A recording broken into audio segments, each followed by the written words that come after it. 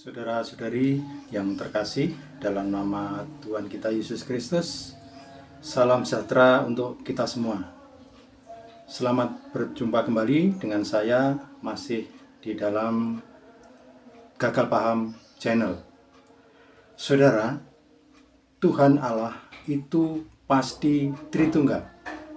Jika tidak Tritunggal, pasti Dia itu bukan Tuhan Allah.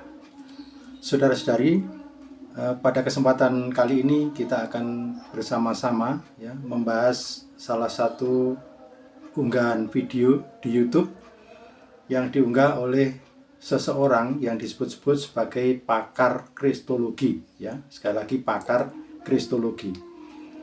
Dalam video tersebut beliau ini mempertanyakan kebenaran ayat dalam Alkitab, yaitu dalam kitab Kejadian bab 2 ayat yang ke-16, begini bunyinya. Lalu Tuhan Allah memberi perintah ini kepada manusia. Semua pohon dalam taman ini boleh kau makan buahnya dengan bebas.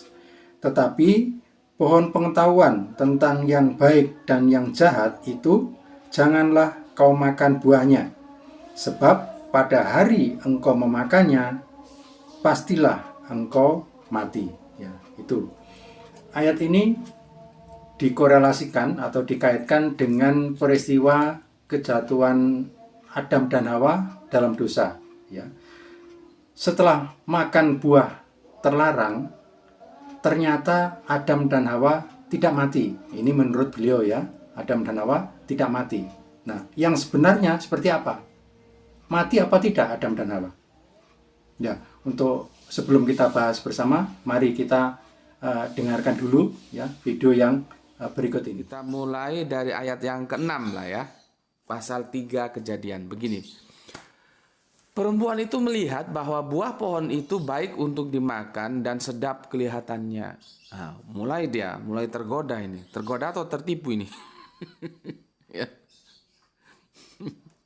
Oke. Lalu ia mengambil dari buahnya dan dimakannya,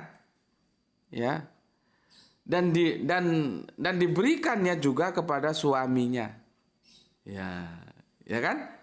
Jadi yang makan dahulu itu si perempuan itu, baru diberikan kepada suaminya, yaitu Hawa, Adam, yang bersama-sama dengan dia, dan suaminya memakannya. Fokus ke ayat yang ke-7 dari Kejadian 3. Maka terbukalah mata mereka berdua dan mereka tahu bahwa mereka telanjang. Lalu mereka menyemati daun pohon ara dan membuat cawat. Pertanyaannya, kok nggak connect dengan Kejadian 2 pasal 17? Tetapi pohon pengetahuan tentang yang baik dan yang jahat itu janganlah kamu makan buahnya. Sebab pada hari engkau memakan buahnya, pastilah engkau mati. Ternyata di ayat 7 dari Kejadian 3, Adam tidak mati tuh setelah makan buahnya. Nggak ketemu kan? Nggak ketemu. Aku ulangi lagi, setelah makan buahnya bukan mati, tapi maka terbukalah mata mereka berdua dan mereka tahu bahwa mereka telanjang. Mereka tahu mereka telanjang, bukan mati. Telanjang bagaimana itu nanti kita diskusikan. Lalu mereka menyemat daun pohon ara dan membuat cawat. Itu yang terjadi dan tidak mati di sini Adam. Tidak mati. Adam tidak mati karena mau makan buah pohon terlarang itu. Artinya apa yang dinyatakan dalam 2:17 dari Kejadian ini bahwa pada hari engkau memakannya pasti engkau mati, tidak terpenuhi. Ini suatu bukti tekstual adanya seperti itu ayatnya. Kalau peristiwa itu kalian pahami secara harafiah dan itu benar-benar terjadi, berarti bohong dong. Buktinya tidak mati kok. Ya, baiklah saudara-saudari. Jadi menurut beliau tadi Adam dan Hawa tidak mati ternyata. Jadi kesimpulan beliau kurang lebih adalah berarti firman Tuhan tidak betul, ya, alias salah. Karena kenyataannya setelah makan buah terlarang atau buah pengetahuan baik dan jahat, ternyata Adam dan Hawa tidak mengalami kematian. Nah, bagaimana penjelasannya? Begini saudara, kematian itu ada dua macam kematian. Yang pertama adalah kematian secara rohani. Adam dan Hawa mengalami kematian secara rohani. Artinya, kematian secara rohani adalah hidup terpisah dari Allah. Ya, hidup terpisah dari Allah itu adalah kematian rohani. Ya. Setelah Adam dan Hawa makan buah yang dilarang oleh Tuhan tadi, apa yang terjadi? Adam dan Hawa diusir keluar dari Taman Eden. Artinya apa? Artinya tidak bisa lagi hidup bersama Allah di Taman Eden seperti yang terjadi selama ini. Mereka berdua kan selama ini hidup bersama Tuhan di Taman Eden. Tapi begitu jatuh dalam dosa, mereka berdua tidak boleh lagi tinggal di Taman Eden. Artinya diusir keluar dari Taman Eden. Artinya secara rohani Adam dan Hawa mengalami kematian, hidup terpisah dari Allah. Yang kedua adalah kematian secara fisik. Nah, Adam dan Hawa mengalami kematian secara fisik juga, saudara. Tapi ada tapinya ya. Karena waktu itu ya, sebelum jatuh dalam dosa, Adam tidak punya tubuh fisik, nggak punya ya. Adam dan Hawa punyanya tubuh mulia. Dia punya tubuh mulia. Kenapa? Karena Adam dan Hawa kan dibentuk dari tanah liat. Ya, Adam dulu yang dibentuk dari tanah liat lalu dihembuskan kehidupan ke dalam dirinya. Maka jadilah Adam. Artinya Adam punya wujud, gitu. Ya, punya tubuh, yaitu tubuh mulia. Nah, sedangkan Hawa kan diambil dari tulang rusuk dari Adam. Yang bahan dasarnya, ya kasarannya gitu, bahan dasarnya adalah tanah liat juga. Karena Adam kan dari tanah liat. Maka Adam dan Hawa punya tubuh, yaitu tubuh mulia, bukan tubuh fisik. Jadi yang mati ya itu adalah tubuh mulia. Jadi ketika Adam dan Hawa memakan buah terlarang itu, mereka berdua mati, tubuh mulianya mati. Ya, berubah menjadi tubuh fisik. Ya. Lalu dari mana taunya kalau tubuh mulianya ini mati?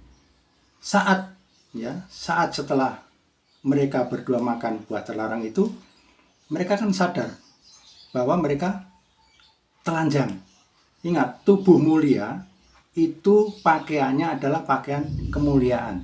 Ya, ingat sekali lagi, tubuh mulia itu pakaiannya pakaian kemuliaan. Kalau tubuh fisik itu pakaiannya pakaian fisik. Ya, seperti itu ya. Jadi ketika tubuh mulia ini mati, pakaian kemuliaannya juga ikut hilang gitu loh. Nah, karena tubuh mulianya berganti dengan fisik, maka Adam dan Hawa perlu pakaian fisik, tidak bisa lagi menggunakan pakaian kemuliaan. Nah, itu makanya mereka begitu jatuh dalam dosa sadar kalau mereka telanjang karena baru saja tubuhnya berubah menjadi tubuh fisik. Mereka belum sempat berpakaian, ya mereka lalu menyemat dedaunan lalu dibuat untuk cawat. Nah, itu bukti kalau tubuh mulianya telah mati dan berganti menjadi tubuh fisik. Makanya perlu pakaian fisik, ya. Itu saudara penjelasannya. Dan peristiwa ini berhubungan erat, tidak bisa dipisahkan ya dengan Yesus yang mengalami kematian di kayu salib. Dan ini kebalikannya, ya. Kebalikannya dari Adam yang mengalami kematian di Taman Eden. Ya, kalau Adam tadi kan tubuh mulianya mati berubah menjadi tubuh fisik. Tapi kalau Yesus, tubuh fisik Yesus ya mati di kayu salib ya. Pada hari ketiga bangkit dari kematian dan berubah menjadi tubuh mulia. Ya, itu. Buktinya apa? Ya, kalau Yesus dibilang punya tubuh mulia, ya, fisiknya betul-betul bangkit, tapi berubah. Ya, setelah bangkit berubah menjadi tubuh mulia. Buktinya, ya, ketika Yesus menampakkan diri pada para murid sedang dalam suatu ruangan, tiba-tiba Yesus hadir di tengah-tengah mereka tanpa harus mengetuk pintu, kan? Artinya apa? Artinya tubuh mulia itu memang sifatnya tidak terikat oleh ruang dan waktu. Itu bukti kalau Yesus punya tubuh mulia. Maka tanpa mengetuk, tanpa teriak-teriak, Yesus langsung bisa datang di tengah-tengah mereka di suatu ruangan. Nah, yang kedua juga ketika Yesus menampakkan diri pada 2 orang murid yang sedang dalam perjalanan menuju Emmaus. Ya. Yesus menampakkan diri pada mereka dan mereka ikut makan roti dan ikan bakar, ya, dengan mereka. Itu artinya apa? Artinya Yesus punya tubuh. Loh, kok perlu makan? Bukan perlu makan, tapi memang bisa makan. Yang namanya tubuh mulia itu bisa makan.